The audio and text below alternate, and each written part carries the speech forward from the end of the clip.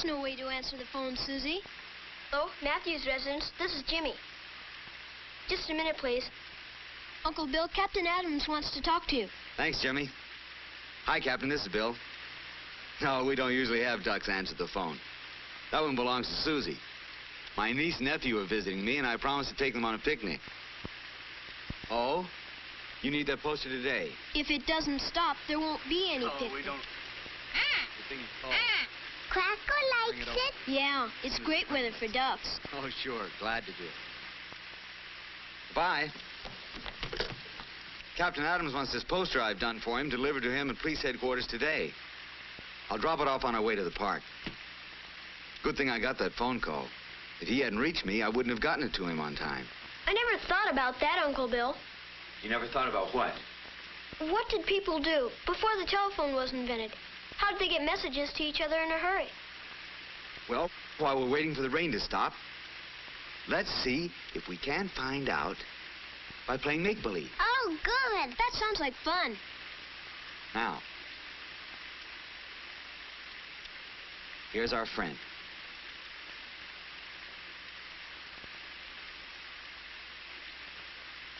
We'll call him, Mr. Man.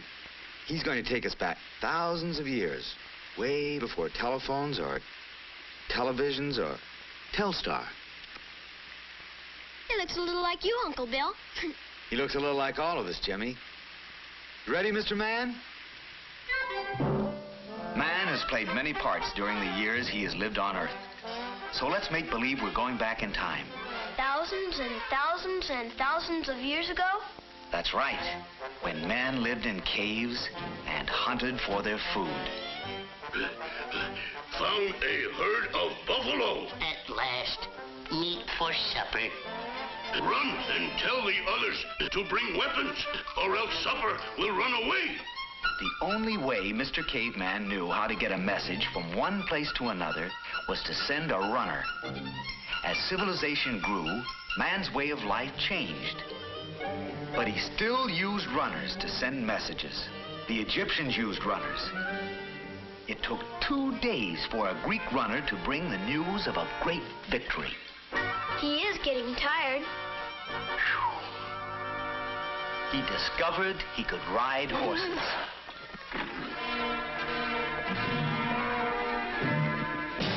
The Romans used horses.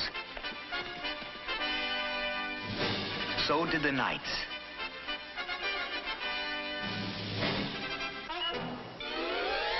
That's a Pony Express rider. That's right. But man wanted to send messages faster than a runner or horse could travel.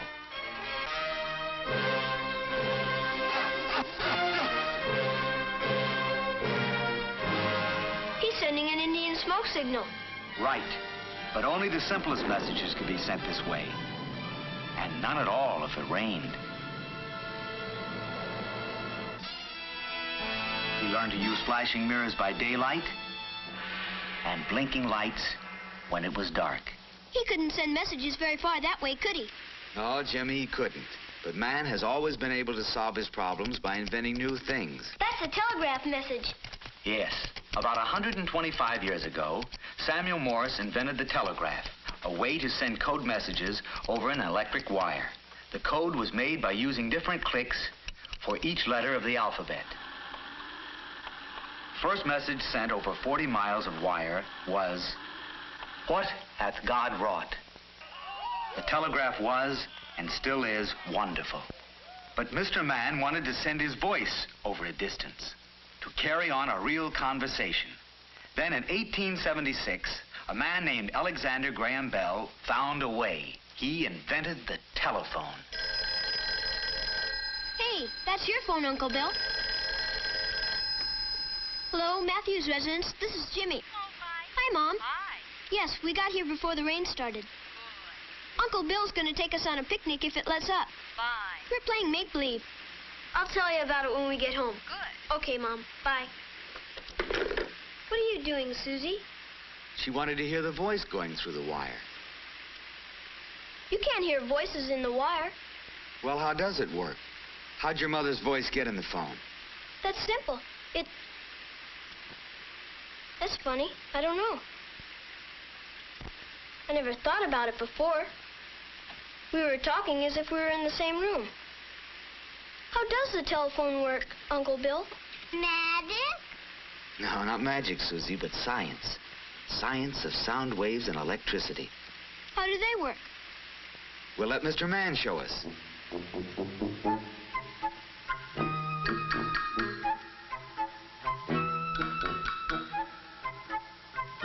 We'll pretend now he's a musician.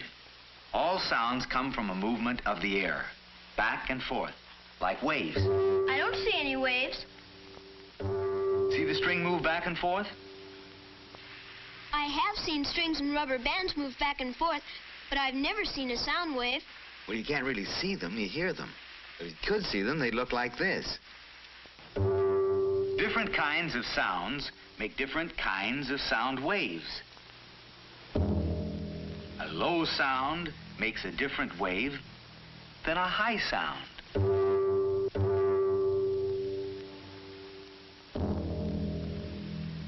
Hey, Rudolph, that's the wrong note. You see, people's voices make sound waves too. When we speak, air from our lungs moves vocal cords like these in our throats. Hey, Rudolph. This movement makes sound waves and sends them out of our mouths. Hey, hey.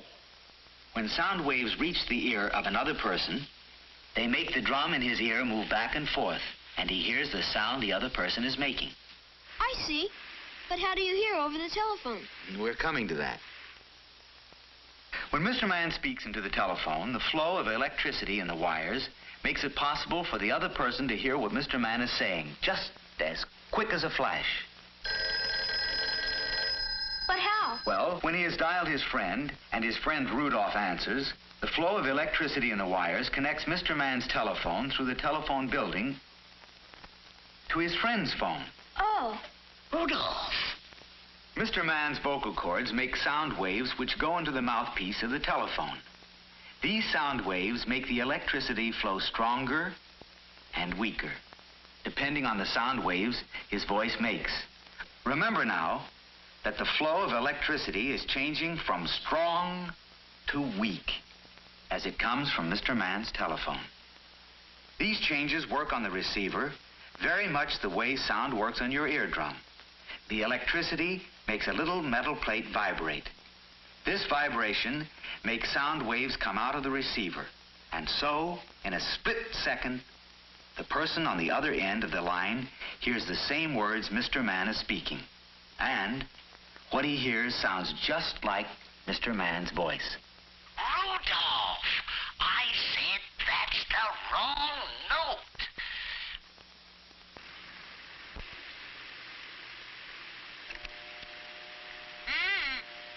Susie, you shouldn't play around with the telephone. Somebody may be trying to... See? Somebody was trying to call us. Bill Matthews. Would you repeat that slowly, sir? Well, you must have the wrong number. What number are you calling? It's Mabel Noble there. Well, not so loud. Oh, excuse me. Doesn't Mabel Noble live there? I'm sorry, but this is 555-3759. I shouldn't lose my temper, even when people roar into the telephone at me. Always talking. It's a good thing animals don't talk on the telephone. Say, let's pretend we're at a talking animal circus. Mr. Mann can be the ringmaster. Sounds like fun. There we are. May I draw his whip? Sure.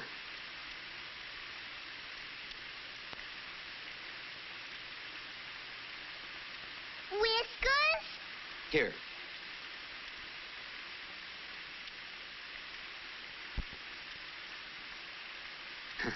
All set, Mr. Mann?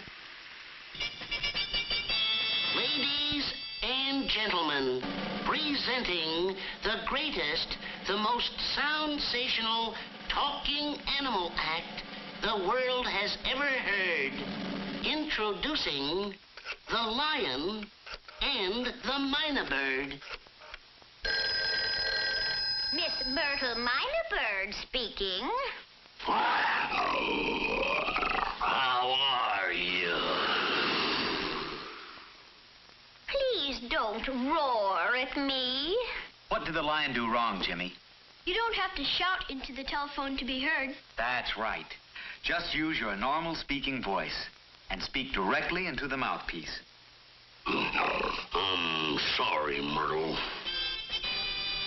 Presenting the impatient squirrel and the sleepy bear. Watch, Jimmy. When you dial, you should make sure you bring your finger all the way around to the finger stop. Then for each number, let the dial go all the way back by itself.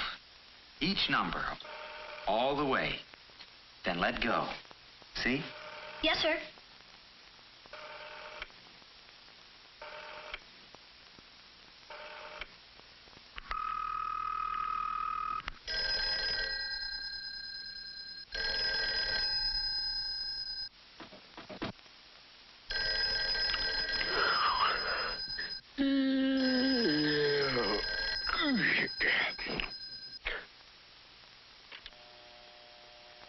Hello? Hello? Now I wonder who that was. Yeah. He waited too long. Right. He waited too long to answer. But if you're the person making the call, you should let the phone ring 8 to 10 times. See? Both of them are disappointed. And now, the preposterous pachyderms. In other words, elephants. So like I said, I wanted to invite you to a party. Smarty? Who are you calling a smarty? No. I said I'm giving a party at my house. Mouse? Don't you call me a mouse. What is the matter, Jimmy? Hello? I know. It's important to speak clearly on the phone so the other person can understand what you're saying. Right again, Jimmy. And now, for our grand finale, the gossipy piggy and the fed-up fox. Well, guess who was there? Betty. So I said to her, well, how is it every time I go to a sale, I run into you? It's just the funniest thing. Oh. Excuse me, lady, but I've been waiting to make an important call for 25 minutes. But I simply must tell Irma about my new hat. Well, now, as I was saying before I was interrupted, there It's was selfish and impolite to hog the phone. with the polka dot. Somebody may be waiting to use it or trying to call your house. Gee, that was fun. I hope nobody's being selfish on Bobby's phone. I'll call him to see if he's coming on the picnic.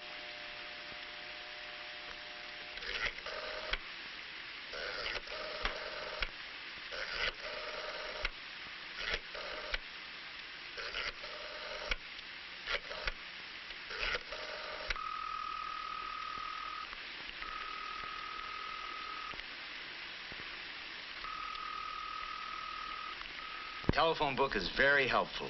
Our friends are in it, like Robert Martin. Our doctor is in it. The television repairman, the bicycle shop. Then in this little book, I write down the numbers of people I call often. You should have one too, Jimmy. It saves a lot of time to keep the phone numbers of people you call often. Like your friend Bobby. Oh, yes. Hey, look, the sun's out. Now we can go on our picnic. Hooray! I'll try to call Bobby again. Well, tell him to meet us in front of the police station at 2:30. That way we can drop off the poster for Captain Adams. All right.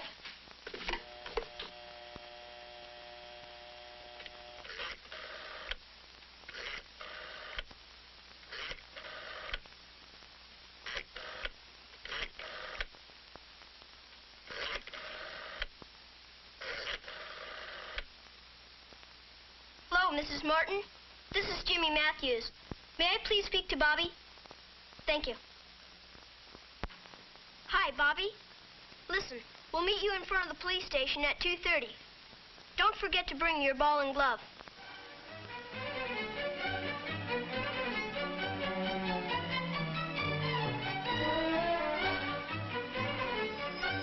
Hi, Tom. Hi there. Children, this is Captain Adams.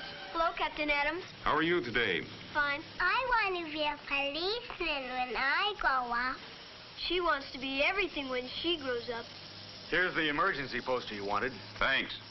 I think Jimmy and Susie would like to know how valuable the telephone is in emergencies. Good. You come inside for a minute and I'll show you.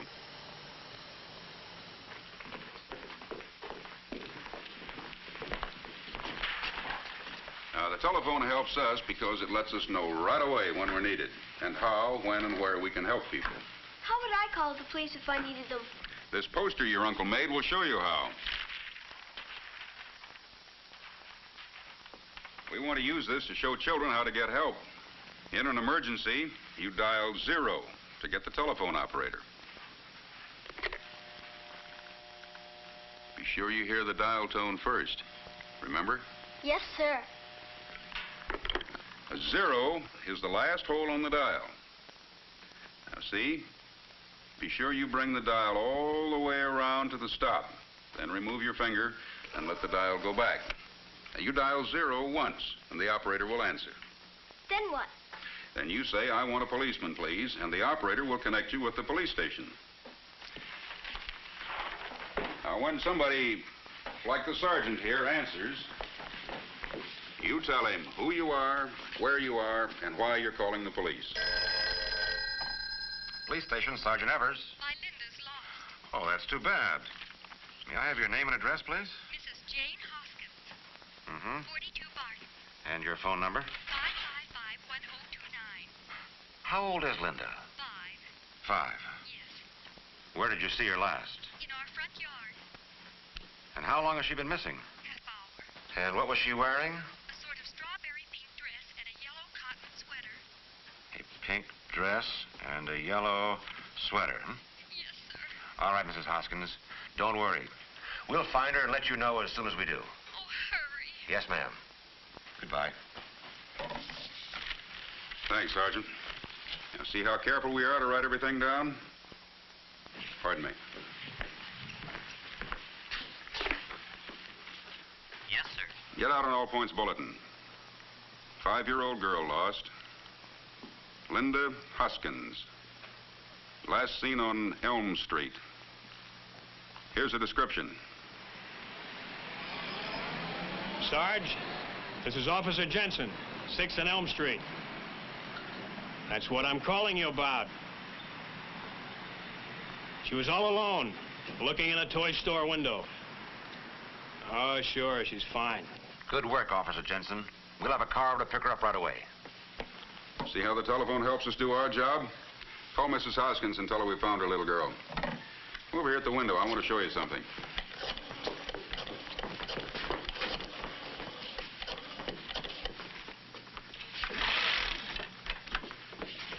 There it is, the telephone building.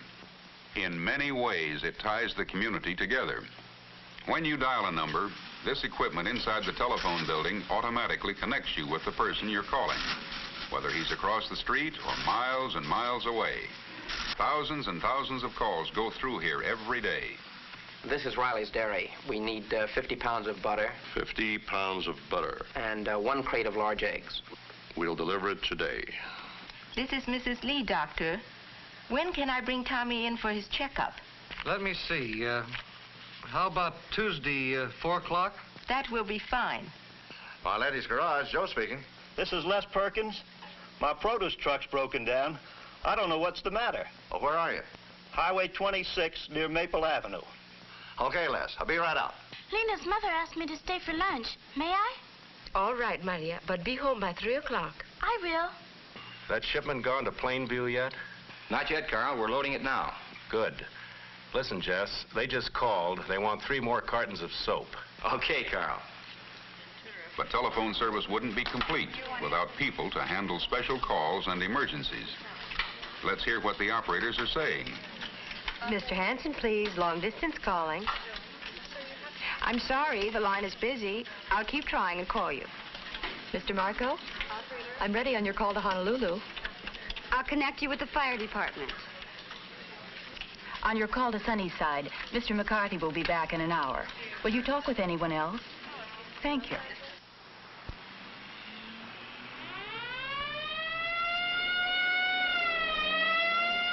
The fire department needs the telephone as much as we do. I'm sure of that. Well, thanks a lot, Captain. Not at all. Thank you for bringing the poster. Have fun, everyone. Goodbye. It's after 2:30. I wonder where Bobby is. I'm sure he'll be here soon. Like Quacker. Jet plane flies a lot higher and faster than Quacker. Can telephones reach up into the sky? They can and they do. And even more amazing, men are working with communication satellites that orbit the Earth. These satellites can carry telephone messages and television pictures to and from many different parts of the world. And outer space? Yes, Jimmy, outer space too. Man himself has entered space. All systems go. A-OK. Why, it's Mr. Man. Yes. And just think, Jimmy and Susie, someday in the future you may pick up a telephone and soon be talking with your friend, even if he's on the moon. When do we go, Uncle Bill? Pretty soon. Hey, Jimmy! Here he comes.